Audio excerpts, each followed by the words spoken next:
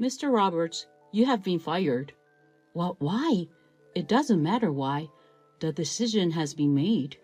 One day, when I was thinking I've only got a year before retiring, a young manager moved into my department. One day, he called me over and abruptly announced that he was firing me.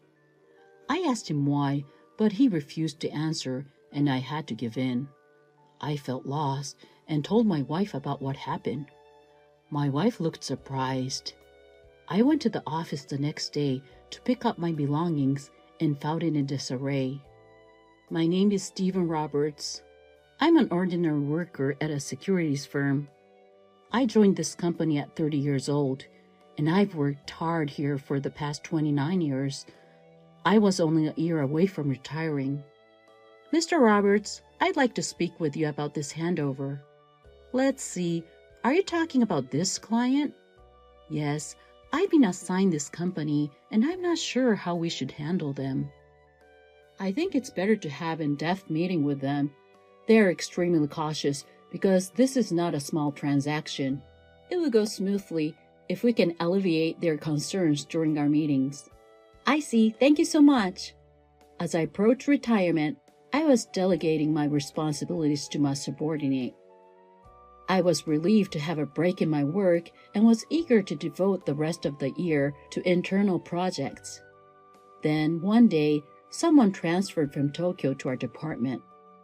The branch manager introduced me to the man, and I noticed that he was still a young employee. A new employee has moved to our department? I wondered why. A new general manager has just been transferred to our department, he said. His name is Taylor Norris. Please introduce yourself.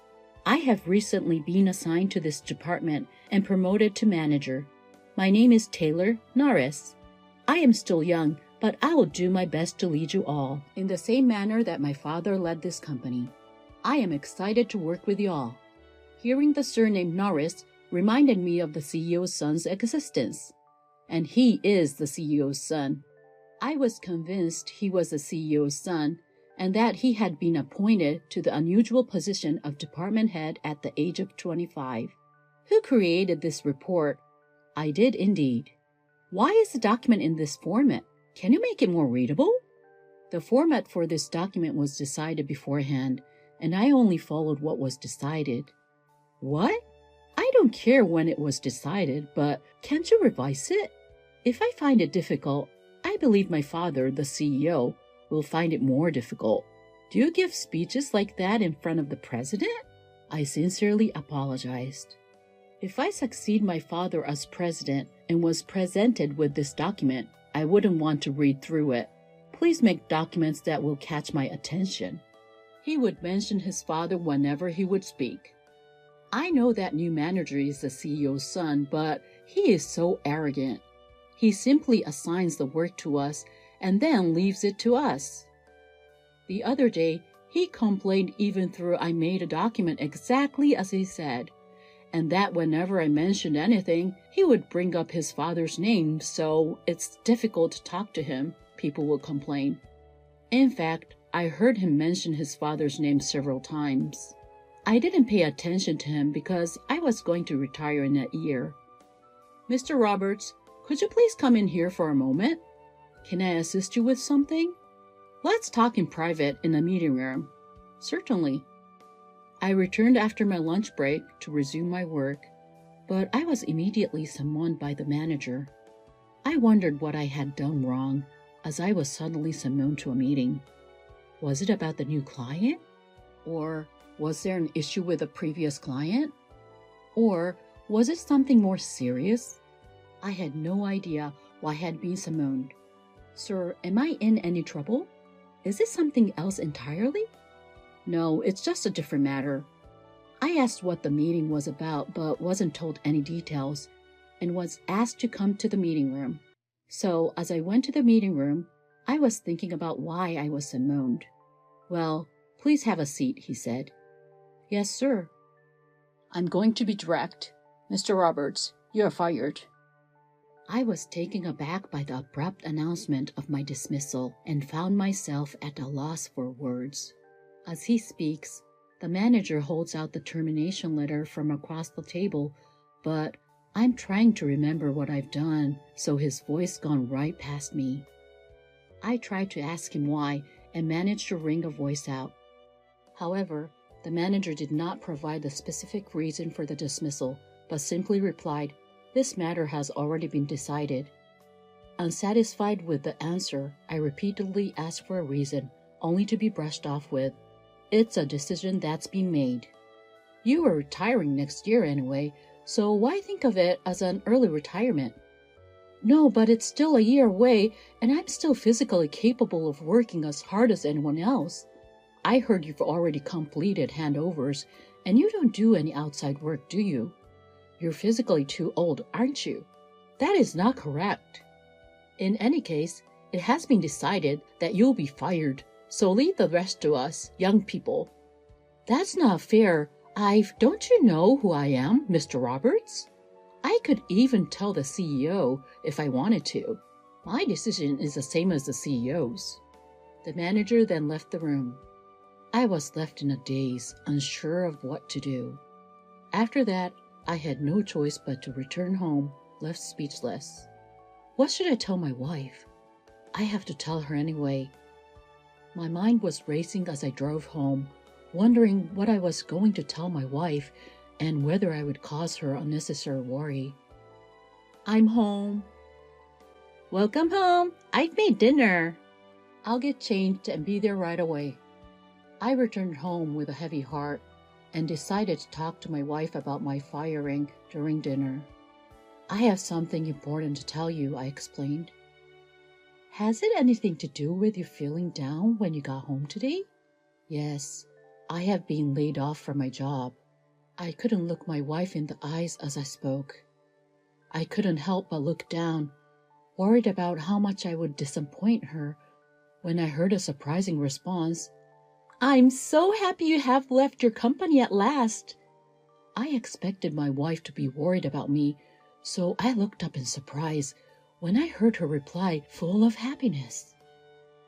"You've put in so much effort. Let's take it easy from now on." When I looked at my wife's face, she was smiling and seemed to be in a good mood. And my wife held no grudge against me for being fired. "Well, I'm off to work," she said. "Have a safe journey. I'm just going to get my stuff and will return early."